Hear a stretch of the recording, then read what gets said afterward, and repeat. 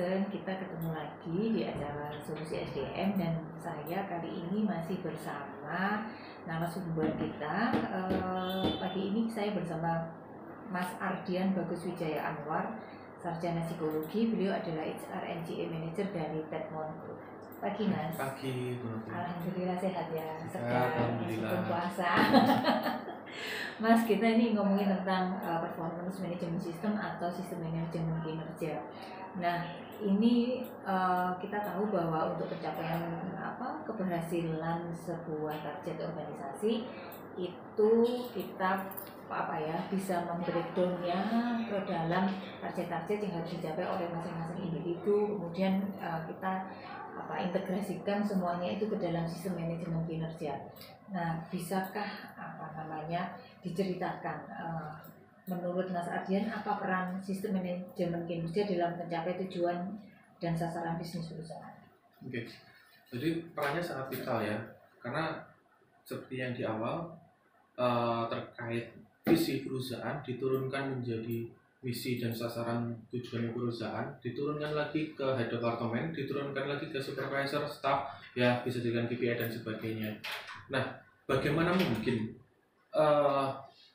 sasaran perusahaan atau target perusahaan tercapai ketika yang di bawahnya, aspek-aspek departemennya dan divisi itu tidak bisa menjalankan sesuai tugas dan tanggung jawabnya, kinerjanya tidak bisa baik, bagaimana mungkin sasaran perusahaan itu tercapai? Jadi tidak tahu apa yang harus dicapai, tidak ada keterlibatan gitu. Nah, dan kalau kita ngomong produktivitas akan ada input dan output.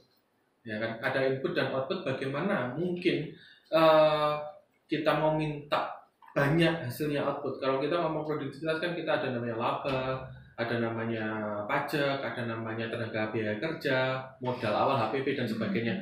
Nah, yang laba ini bagaimana kita bisa minta besar dan bisa kita bagi-bagi ke karyawan kalau perusahaan tidak mencapai targetnya. Nah, dan bagaimana mungkin perusahaan itu bisa membagi-bagikan secara adil dan fair ketika tidak ada ukuran pastinya. Nah, seperti itu. Oke, jadi sangat penting gitu ya. Terus kemudian kalau misalnya di perusahaan ini kan kita tahu juga belum semuanya bisa menerapkannya gitu ya. Kalau kemudian mau mengimplementasikan di perusahaan, itu tahapannya seperti apa? Yang pertama adalah komitmen direktur dulu. Itu yang paling utama. Yeah. Karena teman-teman ya mungkin bisa beda pendapat ya. Kalau kita ngomong konseptor, ngomong teori, sebenarnya itu mudah. Tetapi yang paling susah adalah eksekusi dan konsistensi, itu yang paling susah. Nah, kalau menjalankan pasti, kalau dari direktur sudah, berarti kita benar-benar membreakdown tadi loh. Ya kan? Tetapi perlu diingat bahwa untuk menjalankan itu semua, target-target yang sudah kita breakdown tadi, itu harus kita tunjang dengan kompetensi. Nah, kompetensi itu kan ada yang seperti yang kita ketahui ada 3 hal, ada knowledge, ada skill, ada attitude. Skill sendiri terbagi ada 2, hard skill dan soft skill. Nah, itu harus terpenuhi semua ya kan untuk menunjang kinerjanya kita yang akan datang. SOP yang jelas ya kan. Ketika memang ada perekrutan lagi, rekrutmennya juga harus clear. Kompetensinya, job spec-nya, job desk-nya semua harus jelas semua. Oke, baik. Nah, tadi tantangannya selain bahwa komitmen dari manajemen, tadi itu apa lagi ya, Mas? Tantangannya adalah gap generasi, demokrasi. Kalau kita ngomong gap generasi, di satu tempat bisa aja nanti akan ada yang namanya gap generasi ya. Ada generasi, mungkin ada generasi ada milenial dan sebagainya. Itu faktor-faktor yang harus kita pertimbangkan.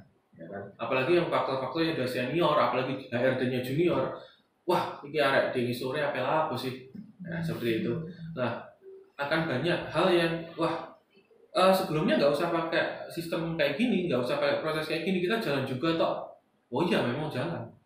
Nah, biasanya mereka ini secara teknis bisa, secara administrasi belum bisa. Nah, manajemen kinerja untuk memaksimalkan semua itu, potensi-potensi dimaksimalkan. Bukan berarti kita hanya nyuruh, kita harus mendampingi sebagai SR ya. SR-nya harus sangat berperan. kita harus mendampinginya, membuatkan standar penulisannya, ya kan, standar pengisiannya, standar cara pengerjaannya, bahkan kita harus mentrainingnya cara pengisiannya kalau perlu, cara pengisian penilaian KPI, cara penulisan pengisiannya HAV dan sebagainya, atau metrik kompetensi, kita harus membuat itu semua. Dan yang ada lagi nih, faktor demokrasi tenaga kerja juga, faktor ekonomi, politik, sosial, budaya, semuanya berpengaruh. Bahkan teknologi serba cepat. Ya, teknologi serba cepat yang kita tidak akan tahu apa yang terjadi nanti. Mungkin kita nggak perlu HP, kita perlu chip, kita mana ada yang tahu. Ya kan? Oke, baik. Nah, menarik sekali karena tadi juga sudah dijelaskan bagaimana SMK ini membantu karyawan berkembang dan mencapai target yang diharapkan, serta dari sisi perusahaan juga bagaimana perusahaan itu bisa memantau dan mengevaluasi kinerja karyawannya.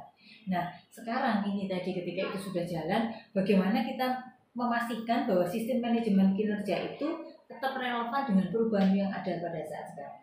Oke.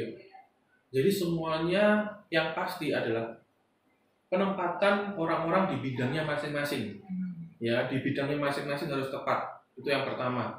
Yang kedua, harus ada inovasi-inovasi dari departemen masing-masing juga. Misal dari marketing, dia ada analis data, mereka menganalisis kebijakan pasar bagaimana, ya kan, kenapa turun, kenapa naik penjualan, ya kan, terus dari kompetitor bagaimana, ya kan, terus produk-produk apa yang sekarang lebih digandrungi, perlu inovasi seperti apa, dari marketing nanti ke research and development R&D. Nah, di situ mereka akan berusaha untuk menginovasi apa yang dibutuhkan dalam menginovasi produk-produk tersebut, menghasilkan produk-produk baru sesuai dengan arahan dari marketing atau perencanaan marketing. Habis itu dari produksi, bagaimana biar tidak reject dan sebagainya, biar sesuai dengan produksinya, ya kan, dengan inovasi yang sudah diterapkan oleh R&D, ya. Jadi semua itu harus kerjasama, ya kan. Nah, tentu ketika sudah ada perubahan seperti itu, standar kompetensi juga akan berubah. Ya, mungkin yang dulunya standarnya 3 harus menjadi 4, ya kan. Yang dulunya 2 harus menjadi 3. Nah, seperti itu, standarnya juga harus berubah dan kita harus monitoringnya di tiap bulan, ya kan. Kalau evaluasi bisa semesteran lah, tetapi ketika 1 bulanan kita harus monitoring apakah ada yang berubah, adakah yang tidak berjalan, ya kan. Kalau tidak berjalan atau kemungkinan nanti tidak berhasil, kita harus ada identifikasi risiko peluang, ya kan, apa yang sudah dilakukan, ya kan, terus nanti akan memprediksi apa yang akan dilakukan, terus nanti kemungkinannya seberapa. Nah, hal seperti itu harus dilaksanakan. Makanya leader-leader ini mempunyai sesuatu yang harus sangat penting, sangat vital, yaitu melit departemennya, ya, atau bawahannya, agar bisa mencapai sasaran kinerjanya. Ditanyakan kendalanya apa, jangan hanya nyuruh kerjakan ini, kalau nggak bisa marah-marah. Nah, kita harus benar-benar bisa tahu kendala staf itu seperti apa. Ya, karena saya pernah ada di posisi staf, ya, makanya saya sangat paham. Kita ini akan sangat-sangat menghargai, respect pada atasan yang menanyakan kendala dan membantu pekerjaannya kita. Ya, jadi sekarang leader itu harus menjadi pelayan, ya kan. Jangan jadi bos, tapi jadilah leader. Nah, tanya kendalanya, kalau nggak ada kendala kita cari problem solvingnya, seperti itu. Oke, baik. Berarti kalau ini apa ya, kata kunci gitulah mungkin yang perlu kita pegang di dalam kita menerapkan sistem manajemen kinerja itu apa? Komitmen ya. Komitmen. Itu ya di atas segala-galanya ya. Komitmen, karena kalau kita ngomong meningkatkan kinerja, ini kan adalah serangkaian proses, serangkaian kegiatan untuk monitoring, mengevaluasi kinerja karyawan, ya kan, dan kinerja perusahaan sasar untuk mencapai tujuan perusahaan atau organisasi. Dan bisa dikatakan manajemen kinerja adalah peningkatan kinerja karyawan dan peningkatan kinerja perusahaan. Ya. Seperti itu. Memastikan tadi itu fairness gitu ya, fair itu apa ya, adil gitu ya, keadilan, biar adil untuk semua orang, sehingga memang harus ada ukuran yang dipakai, sehingga itu tadi ketika membandingkan pun akan menjadi lebih mudah, dan kemudian karena kita bisa mengevaluasinya, maka kita bisa mengukurnya, maka kita juga bisa mengelolanya dengan lebih baik. Dan kalau ada teman-teman yang beda pendapat misalnya, loh, apa bedanya performance appraisal? Bukannya performance appraisal itu adalah penilaiannya dan manajemen kinerja itu adalah pencegahan. Oke, boleh saja ketika ada yang berpendapat seperti itu. Tapi menurut saya pribadi, performance appraisal adalah bagian dari manajemen kinerja itu sendiri. Oke, baik, gamblang sekali. Terima kasih banyak Mas Andri. Terima kasih banyak. Sukses selalu ya. Sukses. Baik, Terima kasih. Terima kasih Pagi.